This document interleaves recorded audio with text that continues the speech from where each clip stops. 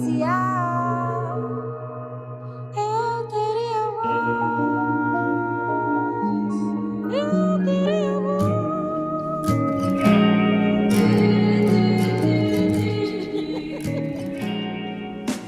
A minha filha sempre foi muito desgarrada, ao mesmo tempo que ela era uma pessoa super intensa, ela era muito desgarrada, ela era muito intensa. Parecia que ela já estava prevendo o que aconteceria com ela, ela viveu intensamente. Ela começou nova, né? Ela começou a trabalhar nova, entendeu? E o primeiro trabalho de carteira assinada dela foi esse. Mesmo ela se formou, fez o segundo grau, ela fez técnica de administração no Senac, entendeu? Mas o primeiro trabalho de carteira assinada dela foi nessa loja de roupas. E a finalidade dela era ser design interiores, que ela conseguiu se formar em design interiores ano passado. Ela foi alvejada 1h40 da tarde. Ela chegou na casa da avó por volta de 10 horas da manhã, foi na casa da avó, almoçou com a avó e a avó ainda falou, descansa aí, fica um pouco aí. Ela, não, pô, eu tenho que ir lá na minha tia, porque a minha cunhada, ela tem um centro de estética também lá. E ela era responsável, ela era tudo pra gente, entendeu? Ela era responsável de arrumação das coisas das lojas e ela ficou de ajudar a avó dela, a tia dela nessa situação de mídia, entendeu? E arrumar parte interna, parte de design interno. Aí ela desceu, saiu da avó dela e foi levar o almoço pra tia. Nesse momento que ela levou o almoço pra tia, ela passou nesse suposto beco que eles estavam lá, supostamente, aguardando eu não sei o quê, e quando ela passou naquele momento, aconteceu o que aconteceu. E ela cai numa parede, de frente com uma parede escrito que Deus é fiel. A questão central é, que protocolo da polícia é esse? Que nos condomínios, falando em condomínios, né? O protocolo é um, e na comunidade é outro. Ou seja, um você considera cidadão e o outro não é cidadão. Porque uma polícia ela tem que agir, todos somos cidadãos. Então, que isso? Isso é uma construção lombrosiana. O mais triste, a pergunta que você tem a ver, mas o cara que matou era negro, Ivani, óbvio. Porque aí o Fanon diz, né? Que é a pergunta que você faz interessante, quer dizer, ou seja, o que leva eu ser um candomblessista negro, o outro ser evangélico negro, né? Na comunidade ser vítima. E observa que a maioria dessa galera, ou melhor, a maioria das vítimas hoje, da chamada bala perdida, que é sem pelacha, né? São jovens evangélicos. Esse tipo de fuzil não só matou a minha filha, matou toda a minha família.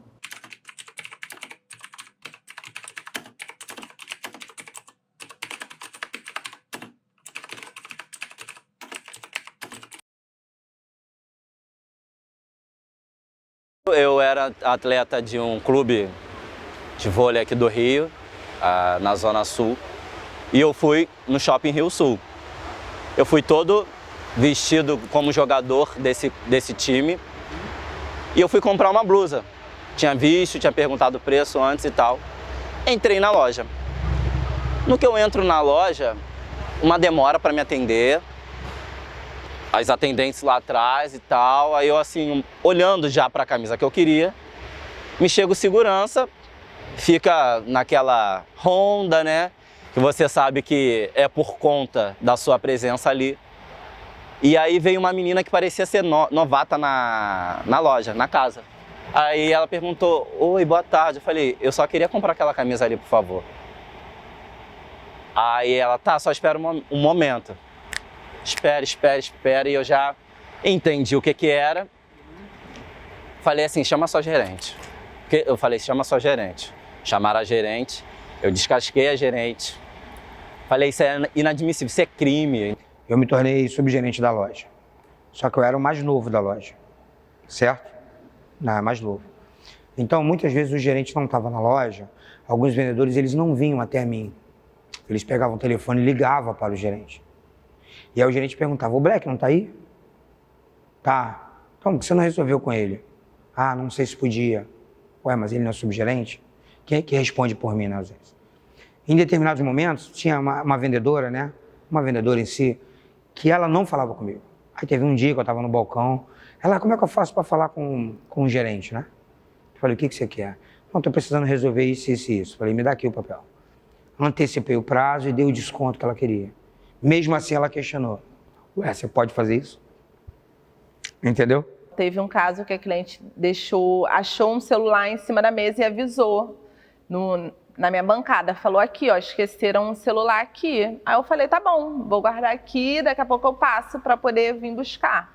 Ela saiu da loja, não satisfeita, ela parou na porta da loja e falou pro segurança, ó, eu achei um celular aqui na loja. Lá no caixa daquela menina lá, você tá vendo? É aquela menina lá, aquela pretinha lá. Então, eu deixei o celular lá, depois você vai lá conferir para ver se ela vai entregar. Na sala de aula, ela tinha uma mania péssima de ficar arrancando fio de cabelo meu. Ela pegava, arrancava fio de cabelo meu e dizia que era igual ao pelo da teta dela. Ela usava essas palavras. Entendeu? Eu até botei isso no meu Twitter algum dia aí na vida, eu externalizei isso no Twitter. E aí eu ia na professora e a professora falava, só senta lá, entendeu? Tipo, não aconteceu nada. Ela nem viu o que tinha acontecido, entendeu? E ela nem queria ouvir, sabe? Era tipo isso, sei lá. A professora também era preta, mas pra mim já é uma coisa, é um racismo estrutural, sabe? Tipo, a pessoa preta não incomoda com o racismo que acontece com outra pessoa preta, entendeu? Ela já tá reproduzindo o racismo ali, entendeu? Aí a gente pensa um pouco na perspectiva histórica do racismo, né? É claro que racismo é um sistema que organiza as relações econômicas, sociais e políticas, porque elege aquela raça superior e aquela raça inferior. Isso em qualquer sociedade. Então, digamos que o modo operante do racismo é essa inferiorização de uma raça perante uma outra que é considerada hegemônica. Pensando no exemplo do racismo estrutural, a gente vai encontrar em qualquer dado estatístico, né? Qualquer PNAD, qualquer censo, ele vai apontar as populações negras em grave desvantagem frente à população branca. Então vai ser desvantagem no quesito educacional, vai ocupar as piores posições de emprego, vai ter as piores remuneração, e isso muito mais para a mulher negra, né? Então acaba que essa estruturação, a forma que se apresenta na sociedade, é facilmente observado você olhando os papéis sociais que homens e mulheres brancos e homens e mulheres negras ocupam na sociedade. Muito complicado no Brasil, essa questão do racismo, ela é tão impregnada no pensamento da gente que às vezes até a própria pessoa que é negra, ela comete alguns atos, né, racistas, ou ela não se reconhece como pessoa preta. Em grande maioria, assim, nós nascemos racistas. O que eu quero dizer com nascer racista? Quando a pessoa vê um negro hoje de terno, o pensamento dele não é que ele é um juiz, não é que ele é um promotor, não é que ele é um advogado. A tendência é que ele seja um segurança, um manobrista, um porteiro, entendeu? É normal, porque isso já está embutido na nossa cabeça, certo? Então, o sindicato está no caminho certo. Temos um coletivo, nós temos uma secretaria de igualdade racial, né? que é o primeiro passo.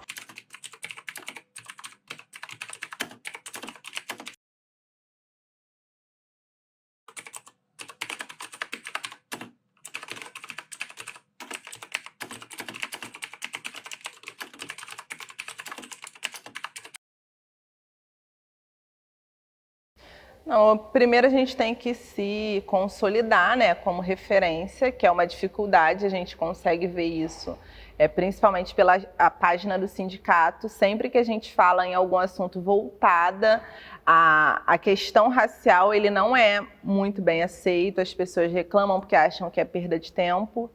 A gente tem essa animosidade, né? De ter a participação mesmo das pessoas, porque eu acho que o povo acha que é uma causa só para negro.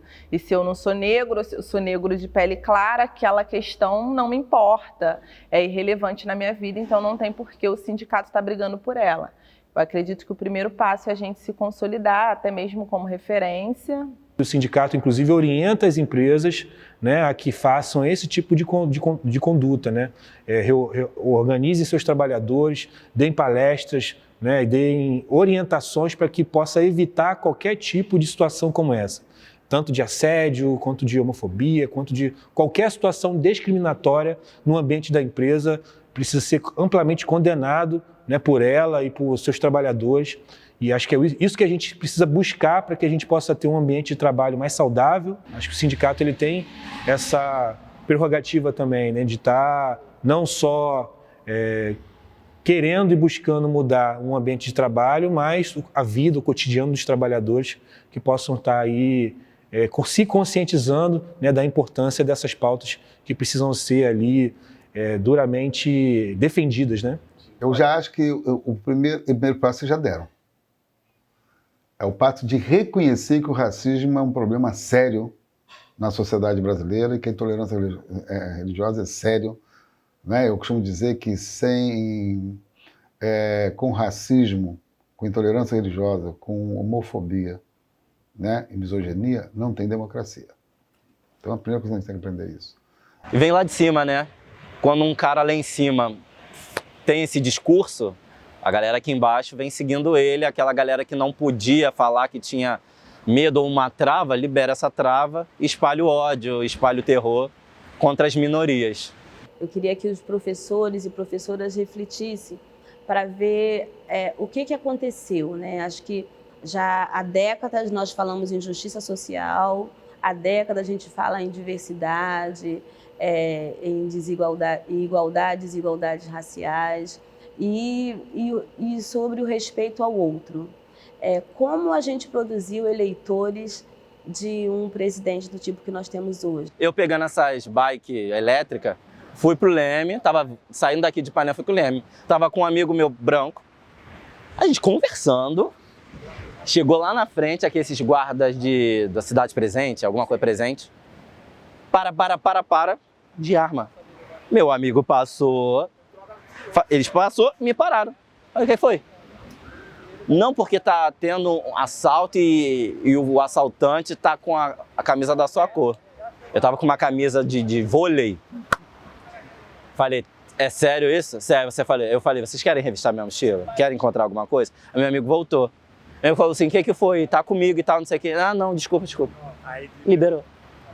Então eu precisei da liberação do meu amigo, que é branco, para sair daquela situação racista constrangedora. Organizamos o café da manhã da reunião, aí esperamos a gerente chegar, estava tudo organizadinho já. Aí, batendo papo e tal, o subgerente comentou sobre o bolo, da receita do bolo da nega maluca.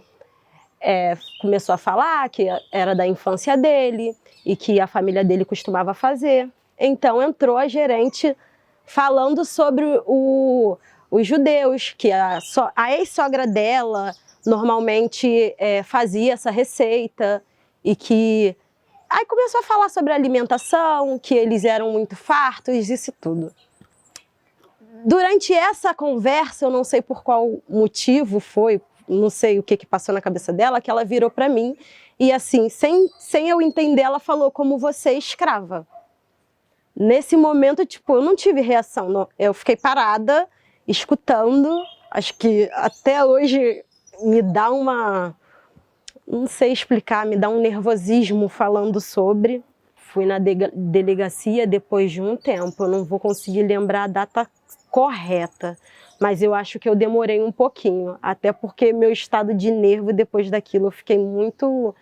Crises de ansiedade eu tive, comecei a ter depressão, umas falta de ar lá no ambiente de trabalho. Eles tentaram fazer com que eu não quisesse, provar que eu não quisesse mais trabalhar ali, aonde eu falava que eu estava passando por ansiedade, que ali eu chegava, eu tinha uma tremedeira no corpo toda, me tremia todinha, e depois disso foi meio que como se eu não quisesse estar trabalhando ali. Até hoje, para mim, lidar com essa situação, eu acho que é dolorosa.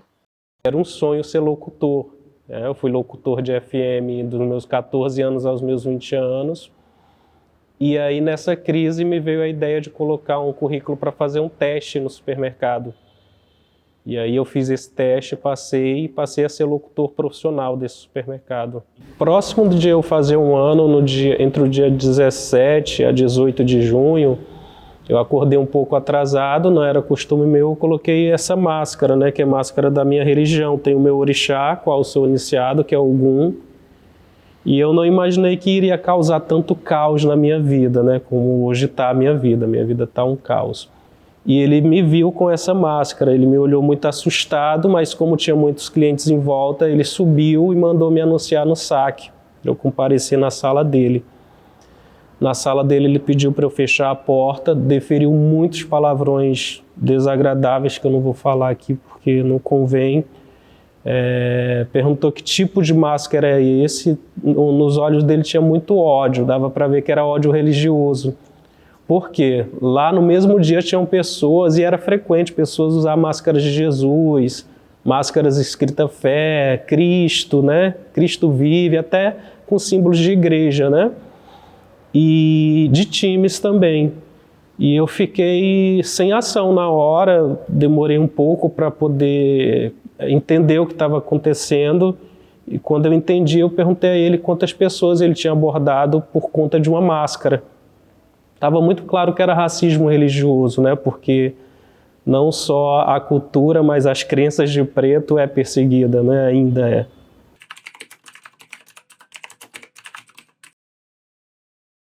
Uma coisa mais perigosa que aí vocês têm que observar é no contrato coletivo.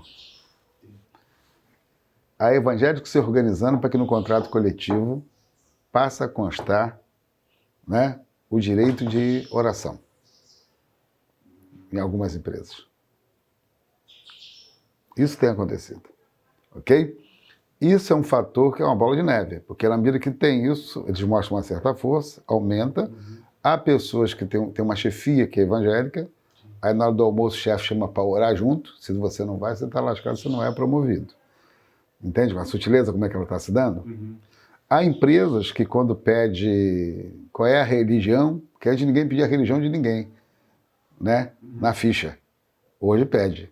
Então, quando pede a religião, tu já sabe que tem algum problema. Tem um outro problema na intolerância religiosa, no comércio, que é as lojas que colocam música evangélica. Né? Tem uma de doce aí, então, que eu esqueci, uma cadeia, que você entra lá, você é obrigado a ouvir. Ele falou para eu passar no RH e pegar uma máscara decente nas palavras dele, né? Porque a máscara da minha religião, para ele, não era decente. E aí, então, no dia 7, eles me mandaram para uma loja na Tijuca.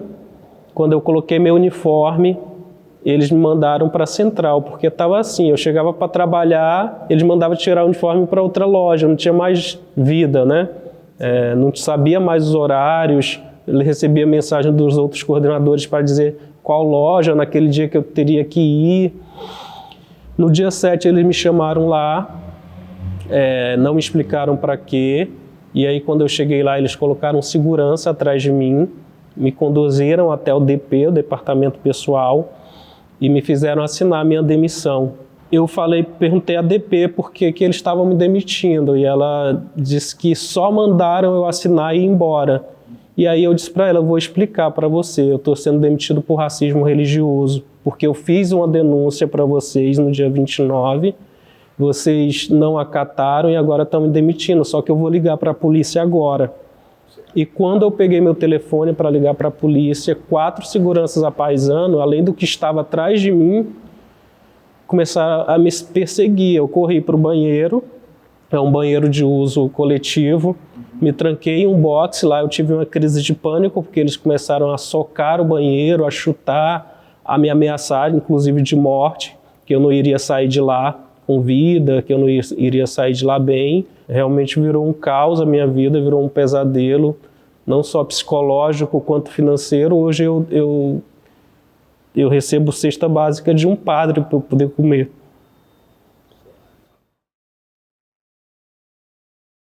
Ele é cliente do Mundial. Ele deixou de frequentar o Mundial porque ele soube o que aconteceu e ele me procurou. porque eu não tenho tido dinheiro nem para ir ao mercado. Agora eu tô vendo que esse sonho de ser locutor não vai dar mais. Toda vez que eu entrava num determinado mercado, vinha o segurança. E eu, esquentado do jeito que eu tô, um dia eu fiz um escândalo. Entendeu? Ele ficou todo sem graça, veio o gerente, veio não sei o que. Eu falei, olha só, eu moro aqui. Todo santo dia eu tô aqui. Desculpa. E a porcaria desse segurança, não falei com essas palavras, me segue o tempo todo. O que é? Qual o esquema? A gente vê as pessoas pelo perfil. O que é perfil? Então, o que eu queria explicar, né? A sociedade do varejo, a sociedade varejista, eles criaram esse termo, né? Ter ou não ter perfil, certo? Algumas lojas, elas se denominam politicamente correta e colocam uma negra, sabe? Se você for andar pelas lojas aí, a maioria das copeiras, das faxineiras, das estoquistas, a maioria delas são negras, em grande maioria, entendeu? E quando você vê uma negra dentro da loja, é uma, sabe? Teve um momento que eu fui gerente numa loja no Fashion Mall, por um ano só tinha eu de gerente. No Rio Sul, eu me lembro de 3 gerentes. Eu, né? Um cara da Vonner e um cara da Elos. No Rio Sul inteiro. Em 2000 nós fizemos no Rio Sul. Nós fomos no Rio Sul, na véspera antes de Durban, né? Tipo 2000 ou em 99, mas ali, naquela viradinha ali, não lembro mais naquela virada. Nós fomos no shopping, primeiro o CEAP, nós organizamos de pessoas no shopping, ver quantos negros trabalhavam nas lojas. Né? E observamos que não tinha quase negros. Falando de loja que vende roupa de marca, joia, não sei o que, não tinha. Né? E uma semana depois nós fomos lá fazer uma campanha.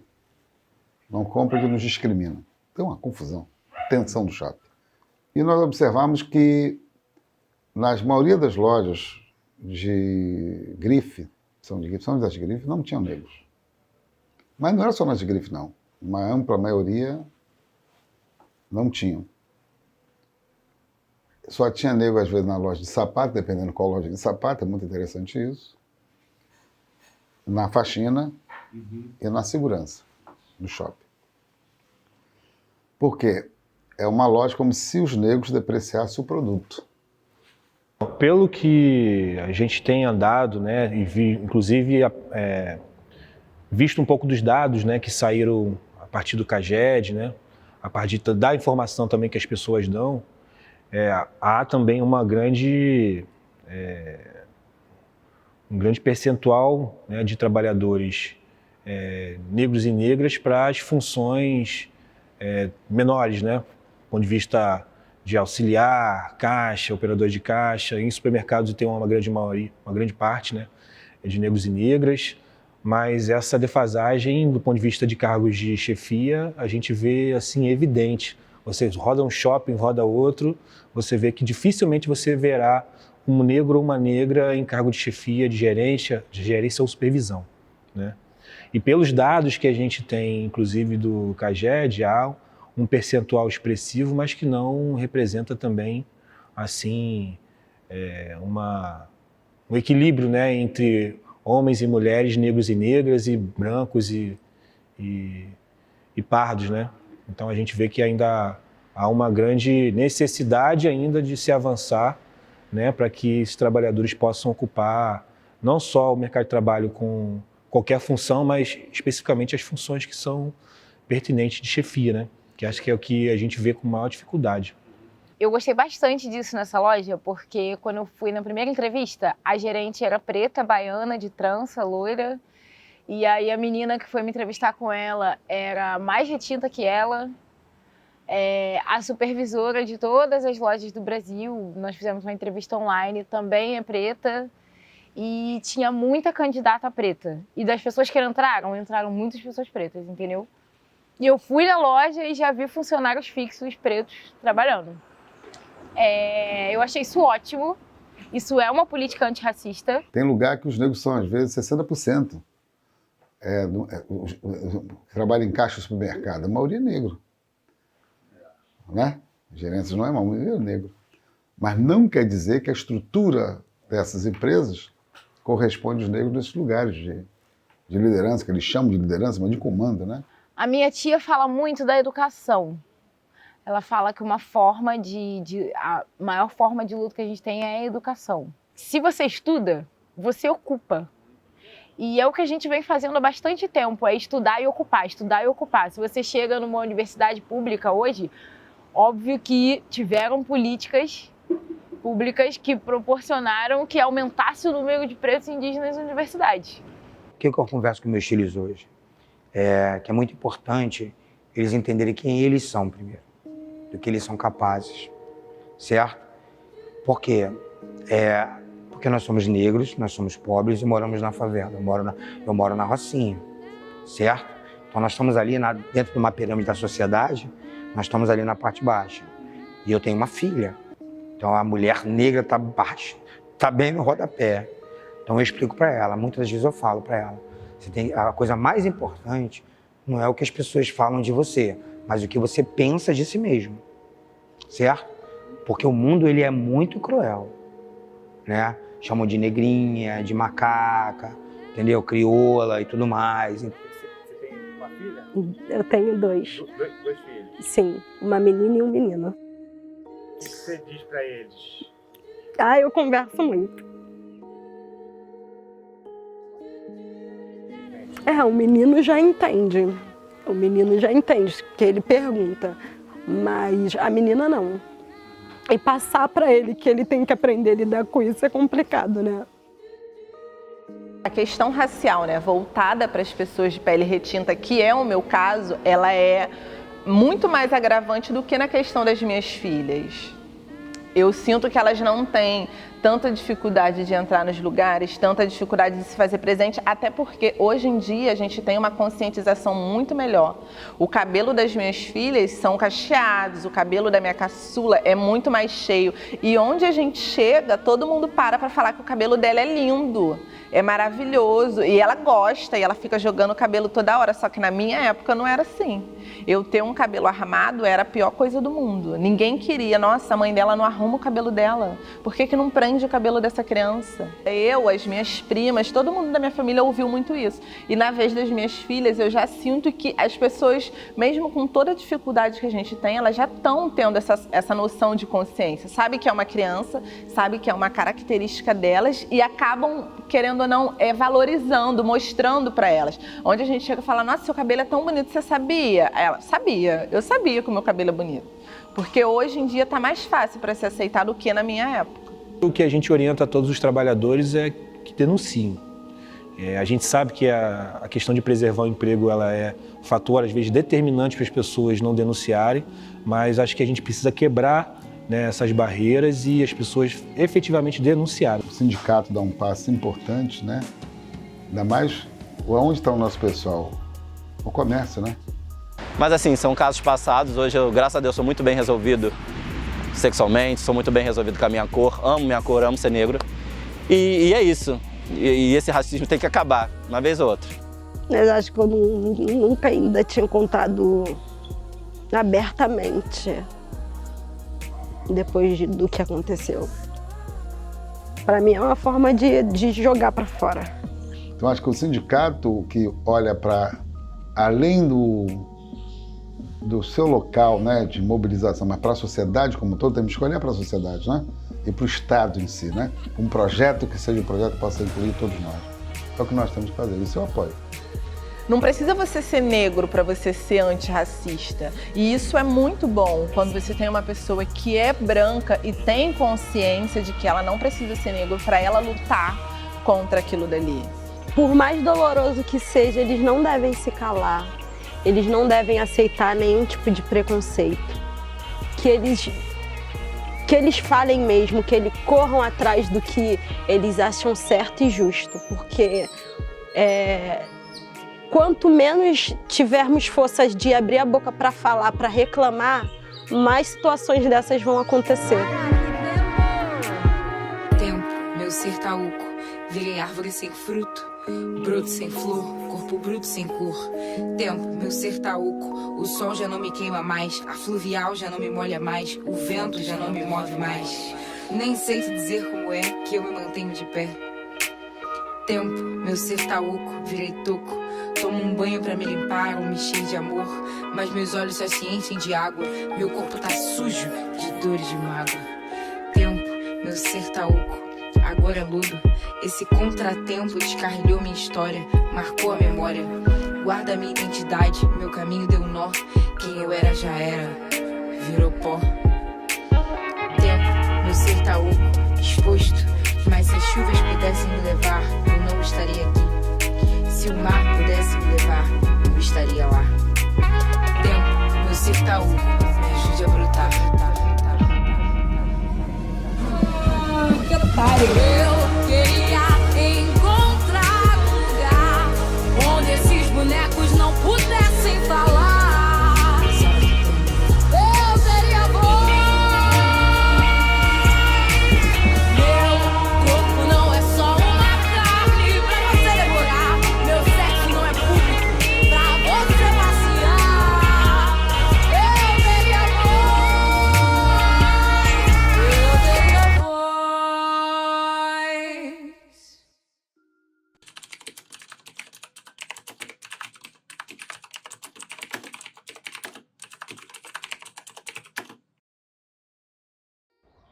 Eu queria encontrar um lugar onde esses bonecos não pudessem falar.